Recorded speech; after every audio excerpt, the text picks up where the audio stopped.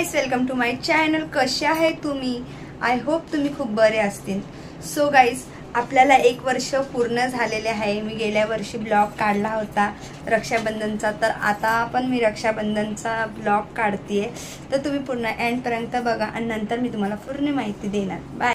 So मी 2023 मध्ये काढला होता ब्लॉग, आता 24 आहे। मला 1 वर्ष कंप्लीट झालेली आहे। तर मी गेल्या वर्षी गुजराती लुक केला होता, तुम्हाला खूप आवडला होता। तर आज मी मद्रासी लुक केलाय, कसा वाटतोय तुम्हाला? नंतर पूर्ण लुक दाखवते तुम्हाला मी। तर माझा लुक तुम्हाला कसा वाटला असेल तर नक्की कमेंट करून सांगा। तर आता मी तुम्हाला काय सांगते, मी खूप 1 वर्ष घाबरत होती ब्लॉग काढायला। मला भीती वाटत होती, मला असं वाटत होतं की कोणी ओरडेन, कोणी काय बोलेन, तर मी ब्लॉग काढायला खूप घाबरत होती।